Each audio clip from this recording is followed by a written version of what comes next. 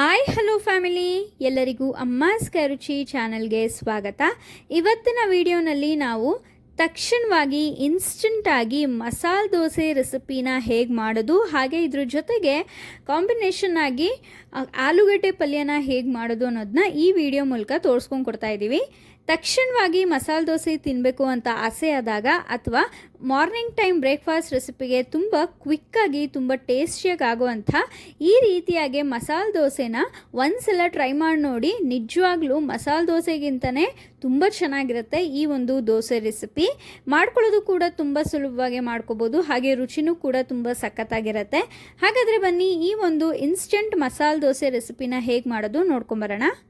ಇಲ್ಲಿ ನಮಗೆ ದೋಸೆ ಮಾಡೋಕ್ಕೆ 1 ಕಪ್ಪಷ್ಟು ರವೆ, ಹಾಗೆ 1.5 ಟೇಬಲ್ ಸ್ಪೂನ್ ಮೈದಾ ಹಿಟ್ಟು, 1.5 ಟೇಬಲ್ ಸ್ಪೂನ್ ಕಡಲೆ ಹಿಟ್ಟು, ಸ್ವಲ್ಪ ನಾವು ಸೋಡಾನ ತೊಗೊಂಡಿದ್ದೀವಿ, ಹಾಗೆ 1 ಟೇಬಲ್ ಸ್ಪೂನಷ್ಟು ಸಕ್ಕರೆ ಮತ್ತು 1 ಕಪ್ಪಷ್ಟು ಮೊಸರನ್ನು ತೊಗೊಂಡಿದ್ದೀವಿ. ಹಾಗೆ ಆಲೂಗಡ್ಡೆ ಪಲ್ಯ ಮಾಡೋಕ್ಕೆ ಇಲ್ಲಿ ನಾವು ಆಲೂಗಡ್ಡೆನ ಕ್ಲೀನಾಗೆ ಕಟ್ ಮಾಡಿ ಅದನ್ನು ಬೇಯಿಸ್ಕೊಂಡಿದ್ದೀವಿ ನೀರಿನಲ್ಲಿ.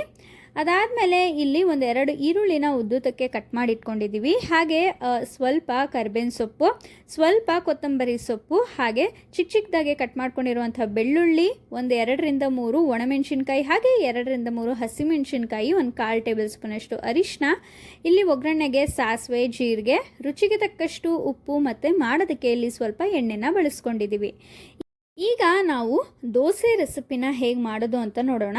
ಮೊದಲನೇದಾಗಿ ನಾವಿಲ್ಲಿ ಒಂದು ಮಿಕ್ಸಿ ಜಾರ್ಗೆ ರವೆ, ಹಾಗೆ ಕಡಲೆ ಹಿಟ್ಟು, ಮೈದಾ ಹಿಟ್ಟು ಮತ್ತು ಇದ್ರ ಜೊತೆಗೆ 1 ಟೇಬಲ್ ಸ್ಪೂನಷ್ಟು ಸಕ್ಕರೆನ ಹಾಕಿ ಇದನ್ನು ಸ್ವಲ್ಪನೂ ನೀರು ಹಾಕದೆ ಈ ರೀತಿ ನುಣ್ಣಗೆ ಪೌಡರ್ ಮಾಡಿ ಇಟ್ಕೊಬೇಕು. ಅದಾದಮೇಲೆ ಅದನ್ನೆಲ್ಲನೂ ಒಂದು ದೊಡ್ಡ ಬೌಲ್ಗೆ ಹಾಕೋತಾ ಇದ್ದೀವಿ. ಇದ್ರ ಜೊತೆಗೆ 1 ಕಪ್ಪಷ್ಟು ಮೊಸರನ್ನು ಕೂಡ ಹಾಕಿ ರುಚಿಗೆ ತಕ್ಕಷ್ಟು ಉಪ್ಪನ್ನು ಕೂಡ ಹಾಕ್ಕೊಂಡಿದ್ದೀವಿ. ಇಷ್ಟನ್ನು ಹಾಕ್ಕೊಂಡು ಸ್ವಲ್ಪ ನೀರನ್ನು ಹಾಕಿ ಈ ರೀತಿ ಚೆನ್ನಾಗೆ ಮಿಕ್ಸ್ ಮಾಡ್ಕೊಬೇಕು. ಇದನ್ನು ಜಾಸ್ತಿ ತೆಳ್ಳಕ್ಕೂ ನೀವು ಕಲಿಸ್ಕೋಬಾರ್ದು, ಹಾಗೆ ಜಾಸ್ತಿ ಗಟ್ಟಿಗೂ ಕಲಿಸ್ಕೊಬಾರ್ದು. ಸ್ವಲ್ಪ ನೀರು ಹಾಕ್ಕೊಂಡು ಮೀಡಿಯಮ್ ಆಗಿ ನಾವು ತೋರಿಸೋ ಥರ ಈ ಒಂದು ದೋಸೆ ಬ್ಯಾಟರ್ನ ರೆಡಿ ಮಾಡಿಕೊಂಡ್ರೆ ಆಯಿತು. ನೋಡಿದ್ರಲ್ಲ, ತುಂಬ ಸುಲಭವಾಗಿ ನಾವು ಈ ಒಂದು ಮಸಾಲೆ ದೋಸೆ ರೆಸಿಪಿನ ಮಾಡ್ಬೋದು. ನಿಜವಾಗ್ಲೂ ಹೇಳ್ತೀನಿ, ತುಂಬ ಕ್ರಿಸ್ಪಿಯಾಗಿರುತ್ತೆ, ತುಂಬ ಟೇಸ್ಟಿಯಾಗಿರುತ್ತೆ. ನೋಡಿ, ಈ ರೀತಿಯಾಗಿ ಒಂದು ಸ್ವಲ್ಪನೂ ಗಂಟಿಲ್ಲದೆ ಹಾಗೆ ಈ ರೀತಿ ಚೆನ್ನಾಗೆ ನೀರನ್ನು ಹಾಕ್ಕೊಂಡು ಈ ಒಂದು ಟೆಕ್ಸ್ಚರ್ಗೆ ದೋಸೆ ಬ್ಯಾಟರ್ನ ರೆಡಿ ಮಾಡಿ ಇದನ್ನು ಒಂದು 5 ರಿಂದ 10 ನಿಮಿಷಗಳ ಕಾಲ ಒಂದು ತಟ್ಟೆ ಮುಚ್ಚಿ ನಾವು ಬಿಡಬೇಕಾಗತ್ತೆ. ಅಷ್ಟರಲ್ಲಿ ನಾವಿಲ್ಲಿ ಆಲೂಗಡ್ಡೆ ಪಲ್ಯನ ರೆಡಿ ಮಾಡ್ಕೊಳ್ಳೋಣ.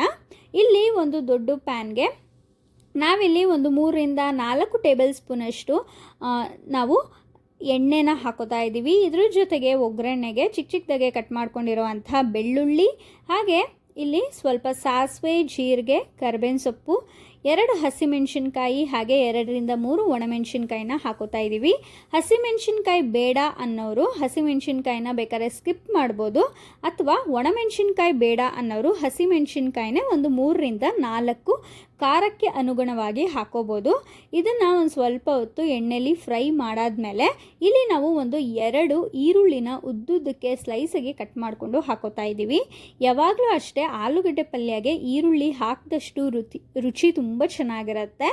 ನೋಡಿ, ಈ ರೀತಿ ಈರುಳ್ಳಿ ಹಾಕೊಂಡ್ಮೇಲೆ ಅದು ಸ್ವಲ್ಪ ಕಲರ್ ಚೇಂಜ್ ಆಗೋವರೆಗೂ ಎಣ್ಣೆಲಿ ಚೆನ್ನಾಗಿ ಫ್ರೈ ಮಾಡ್ಕೊಂಡಿದ್ದೀವಿ. ಅದಾದಮೇಲೆ ಇಲ್ಲಿ 1/4 ಟೇಬಲ್ ಸ್ಪೂನಷ್ಟು ಅರಿಶಿನ ಹಾಕೋತಾ ಇದ್ದೀವಿ. ಅರಿಶಿನ ಹಾಕ್ಕೊಂಡು 1-2 ಸಲ ಕ್ಲೀನಾಗೆ ಚೆನ್ನಾಗೆ ಫ್ರೈ ಮಾಡ್ಕೊಳ್ಳೋಣ. ಅದಾದಮೇಲೆ ನಾವು ಆಗಲೇ ಬೇಯಿಸಿಟ್ಕೊಂಡಿರುವಂಥ ಆಲೂಗಡ್ಡೆನ ಕ್ಲೀನಾಗೆ ಸ್ಮ್ಯಾಶ್ ಮಾಡ್ಕೊಂಡಿದ್ದೀವಿ. ಆ ಸ್ಮ್ಯಾಶ್ ಮಾಡಿರುವಂಥ ಆಲೂಗಡ್ಡೆನೂ ಕೂಡ ಈಗ ಹಾಕೋತಾ ಇದ್ದೀವಿ. ಇದ್ರ ಜೊತೆಗೆ ರುಚಿಗೆ ತಕ್ಕಷ್ಟು ಉಪ್ಪನ್ನು ಕೂಡ ಹಾಕೋಬೇಕಾಗತ್ತೆ. ಉಪ್ಪನ್ನು ನೀವು ರುಚಿ ನೋಡಿಕೊಂಡು ಹಾಕೊಳ್ಳಿ, ಯಾಕೆ ಅಂದರೆ ಆಲೂಗಡ್ಡೆ ಬೇಯಿಸ್ಕೋಬೇಕಾದ್ರೂ ನಾವು ಇಲ್ಲಿ ಉಪ್ಪು ಹಾಕ್ಕೊಂಡಿರೋದ್ರಿಂದ ನೋಡಿಕೊಂಡು ಹಾಕ್ಕೊಳ್ಳಿ. ಇದಕ್ಕೆ ಒಂದು 1/4 ಲೋಟದಷ್ಟು ನೀರನ್ನು ಹಾಕ್ಕೊಂಡು ಈ ರೀತಿ ಚೆನ್ನಾಗಿ ಮಿಕ್ಸ್ ಮಾಡ್ಕೊತಾ ಇದ್ದೀವಿ. ನಿಮಗೆ ಆಲೂಗಡ್ಡೆ ಪಲ್ಯ ಗಟ್ಟಿಗೆ ಬೇಕು ಅಂದರೆ ನೀರು ಸ್ವಲ್ಪ ನಾವು ತೋರಿಸಿರೋ ಥರ ಕಡಿಮೆ ಹಾಕ್ಕೊಳ್ಳಿ. ಇದನ್ನೇ ನೀವು ಸಾಗು ಥರನೂ ಕೂಡ ಮಾಡ್ಕೋಬೋದು, ಆದರೆ ನೀರು ಇನ್ನೊಂದು ಸ್ವಲ್ಪ ಜಾಸ್ತಿ ಹಾಕ್ಕೊಂಡು ಉಪ್ಪು ಖಾರ ಇನ್ನೊಂದು ಸ್ವಲ್ಪ ಜಾಸ್ತಿ ಹಾಕ್ಕೊಂಡ್ರೆ ಆಯಿತು. ಕೊನೆಯದಾಗಿ ಇದಕ್ಕೆ ಕೊತ್ತಂಬರಿ ಸೊಪ್ಪು ಹಾಕಿ ಚೆನ್ನಾಗೆ ಮಿಕ್ಸ್ ಮಾಡಿಕೊಂಡ್ರೆ ಆಗೋಗುತ್ತೆ. ಆಲೂಗಡ್ಡೆ ಪಲ್ಯ, ರುಚಿಯಾಗಿರುವಂಥ ಆಲೂಗಡ್ಡೆ ಪಲ್ಯ ರೆಡಿಯಾಗಿದೆ. ನೋಡ್ತಾ ಇದ್ದೀರಲ್ಲ, ಇಷ್ಟೇ. ಇದಾದಮೇಲೆ ಇದು ರೆಡಿಯಾಗಿದೆ. ಈಗ ಅಷ್ಟರಲ್ಲಿ ಆಗಲೇ ನಾವು ಪ್ಲೇಟ್ನ ಮುಚ್ಚಿಟ್ಟಿದ್ವಲ್ಲ, ಒಂದು 10 ನಿಮಿಷಗಳ ಕಾಲ ಮುಚ್ಚಿಟ್ಟಿರೋವಂಥ ಪ್ಲೇಟನ್ನು ತೆಗೆದು ಇದಕ್ಕೆ ಈಗ ಒಂದು ಅರ್ಧ ಟೇಬಲ್ ಸ್ಪೂನ್ ಅಥವಾ ಒಂದು 1/4 ಟೇಬಲ್ ಸ್ಪೂನಷ್ಟು ಸೋಡಾನ ಹಾಕಿ, ಇನ್ನೊಂದು ಸ್ವಲ್ಪ ಒಂದು ಅರ್ಧ ಲೋಟದಷ್ಟು ನೀರನ್ನು ಹಾಕಿ ಇನ್ನೊಂದು ಸಲ ಕ್ಲೀನಾಗೆ ಮಿಕ್ಸ್ ಮಾಡ್ಕೊತಾ ಇದ್ದೀವಿ. ನೆನಪಿರಲಿ, ಒಂದು ಸ್ವಲ್ಪನೂ ಗಂಟು ಇಲ್ದಿರೋ ಥರ ನಾವು ದೋಸೆ ಬ್ಯಾಟರ್ನ ರೆಡಿ ಮಾಡ್ಕೊಬೇಕು. ಈಗ ನಾವು ತವಾನ ಕಾಯೋದಕ್ಕೆ ಇಟ್ಟಿದ್ದೀವಿ. ಇಲ್ಲಿ ದೋಸೆ ನಿಮಗೆ ಕ್ರಿಸ್ಪಿಯಾಗಿ ಬರಬೇಕು ಅಂದರೆ ಮೊದಲನೇದಾಗಿ ಬಿಸಿಯಾಗಿರೋವಂಥ ತವಾಗೆ ಒಂದು 1/4 ಟೇಬಲ್ ಸ್ಪೂನಷ್ಟು ಎಣ್ಣೆನ ಹಾಕಿ ಈ ರೀತಿ ಒಂದು ಚಿಕ್ಕ ಬಟ್ಟೆ, ವೈಟ್ ಬಟ್ಟೆನ ತೊಗೊಂಡು ಕ್ಲೀನಾಗಿ ಒರೆಸ್ಕೊಬೇಕು. ಎಣ್ಣೆ ಹಾಕಿ ಕ್ಲೀನಾಗಿ ತವಾನ ಒರೆಸಿದ್ಮೇಲೆ ಇದಕ್ಕೆ ಒಂದು ಸ್ವಲ್ಪ ನೀರನ್ನು ಚುಂಬಿಸ್ಕೋಬೇಕಾಗತ್ತೆ. ಈ ರೀತಿ ನೀರು ಚುಂಬಿಸ್ಕೊಂಡ್ಮೇಲೆ ನಾವು ದೋಸೆನ ಹಾಕ್ಕೊಬೇಕು ತವದ ಮೇಲೆ. ಈ ರೀತಿ ಮಾಡೋದ್ರಿಂದ ದೋಸೆ ತುಂಬ ಕ್ರಿಸ್ಪಿಯಾಗಿ ಬರುತ್ತೆ, ಹಾಗೆ ತವಕ್ಕೆ ಏನೂ ಅಂಟ್ಕೊಳ್ಳೋದಿಲ್ಲ, ಹಾಗೆ ದೋಸೆ ತುಂಬ ಸೀಳು ಕೂಡ ಬರೋದಿಲ್ಲ. ನೀವು ಕೂಡ ಈ ರೀತಿ ಟ್ರಿಕ್ ಒಂದ್ಸಲ ಟ್ರೈ ಮಾಡಿ ನೋಡಿ, ದೋಸೆ ತುಂಬ ಕ್ರಿಸ್ಪಿಯಾಗಿ ಬರುತ್ತೆ. ನೋಡಿ, ಈ ರೀತಿ ದೋಸೆನ ತುಂಬ ತೆಳ್ಳಗೆ ಹಾಕ್ಕೊಂಡು ನಾವು ಇದಕ್ಕೆ ನೀವು ಬೇಕಾದ್ರೆ ಎಣ್ಣೆ ಕೂಡ ಹಾಕ್ಕೋಬೋದು. ನೋಡಿ, ಈ ರೀತಿ ಎಣ್ಣೆನ ಹಾಕೊಂಡ್ಮೇಲೆ ಅದು ತುಂಬ ಒಂದು ಕಡೆ ನೀವು ದೋಸೆ ಹಾಕ್ಕೋಬೇಕಾದ್ರೆ ಸ್ಟವ್ನ ತುಂಬ ಲೋ ಫ್ಲೇಮ್ನಲ್ಲಿ ಇಟ್ಕೊಂಡು ದೋಸೆನ ಹಾಕ್ಕೋಬೇಕು. ಅದಾದಮೇಲೆ ನೀವು ಹೈ ಫ್ಲೇಮ್ ಮಾಡ್ಕೊಬೇಕಾಗತ್ತೆ. ನೋಡಿ, ಈ ರೀತಿ ಒಂದು ಕಡೆ ಬ್ರೌನಿಷ್ ಆಗೋವರೆಗೂ ಬಿಟ್ಟು ಈ ರೀತಿ ಚೆನ್ನಾಗಿ ದೋಸೆ, ಮಸಾಲೆ ದೋಸೆ ಫೋಲ್ಡ್ ಮಾಡೋ ಥರ ಮಾಡ್ಕೊಂಡ್ರೆ ಆಯಿತು, ತುಂಬ ಕ್ರಿಸ್ಪಿಯಾಗಿ ಬರುತ್ತೆ. ನೋಡಿ, ಅದೇ ಥರನೇ ನಾವು ಇನ್ನೊಂದು ಸಲ ಮಾಡಿ ತೋರಿಸ್ತಾ ಇದ್ದೀವಿ. ನೀವು 2ನೇ ಸಲ ದೋಸೆ ಹಾಕೋಬೇಕಾದ್ರೆ ಎಣ್ಣೆ ಹಾಕೋಬೇಕು ಅನ್ನೋದೇನಿಲ್ಲ, ಆ ಒಂದು ವೈಟ್ ಬಟ್ಟೆಲೆ ಹಾಗೆ ಕ್ಲೀನಾಗೆ ತವಾನ ಕ್ಲೀನಾಗೆ ಸವರ್ಬಿಟ್ಟು ಸ್ವಲ್ಪ ನೀರನ್ನು ಚುಮ್ಸ್ಕೊಂಡ್ಬಿಟ್ಟು ಅದಾದಮೇಲೆ ದೋಸೆನ ಹಾಕೋಬೋದು. ದೋಸೆ ಹಾಕಿದ್ಮೇಲೆ ನೀವು ಇಲ್ಲಿ ತುಪ್ಪ ಕೂಡ ಹಾಕೋಬೋದು ಅಥವಾ ಎಣ್ಣೆ ಕೂಡ ಹಾಕೋಬೋದು. ತುಪ್ಪ ಹಾಕ್ಕೊಂಡ್ರೆ ಇನ್ನೂ ತುಂಬ ಕ್ರಿಸ್ಪಿಯಾಗಿ ಬರುತ್ತೆ ದೋಸೆ. ಒಂದ್ಸಲ ನೀವು ಟ್ರೈ ಮಾಡಿ ನೋಡಿ. ಎಣ್ಣೆ ಹಾಕೊಳ್ಳೋ ಬದಲು ತುಪ್ಪ ಕೂಡ ಹಾಕ್ಕೋಬೋದು. ನೋಡಿ, ಈ ರೀತಿ ಚೆನ್ನಾಗಿ ಒಂದೇ ಒಂದು ಕಡೆ ಚೆನ್ನಾಗಿ ಬೇಯಿಸ್ಕೊಬೇಕು ನೀವು. ನೋಡಿ, ಈ ರೀತಿ ಚೆನ್ನಾಗಿ ಬೇಯಿಸ್ಕೊಂಡ್ಮೇಲೆ ನೀವು ಮಸಾಲೆ ದೋಸೆ ಆಕಾರಕ್ಕೆ ಕ್ಲೀನಾಗೆ ಫೋಲ್ಡ್ ಮಾಡಿದ್ರೆ ಆಯಿತು. ನೋಡ್ತಾ ಇದ್ದೀರಲ್ಲ ಎಷ್ಟು ತುಂಬ ಕ್ರಿಸ್ಪಿಯಾಗಿ ಬಂದಿದೆ ಅಂತ. ಇದ್ರ ಜೊತೆಗೆ ನಾವು ಮಾಡಿರುವಂತಹ ಆಲೂಗಡ್ಡೆ ಪಲ್ಯವಂತೂ ತುಂಬ ಸಖತ್ತಾಗಿರುವಂಥ ಕಾಂಬಿನೇಷನ್ ಅಂತಲೇ ಹೇಳ್ತೀನಿ.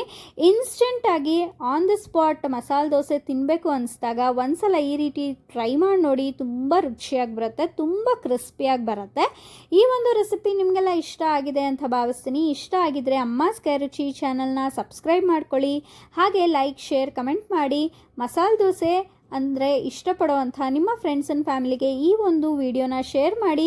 ಇನ್ಸ್ಟೆಂಟ್ ಮಸಾಲೆ ದೋಸೆನ ಟ್ರೈ ಮಾಡಿ ರೆಸಿಪಿ ಹೇಗೆ ಬಂತು ಅಂತ ನೀವು ಕೂಡ ಕಮೆಂಟ್ ಮೂಲಕ ತಿಳಿಸೋದನ್ನ ಮರಿಬೇಡಿ ಅಂತ ಹೇಳ್ತಾ, ಈ ಒಂದು ವಿಡಿಯೋನ ನೀವು ಕೊನೆವರೆಗೂ ನೋಡಿದ್ದಕ್ಕಾಗಿ ಎಲ್ಲರಿಗೂ ಧನ್ಯವಾದಗಳು.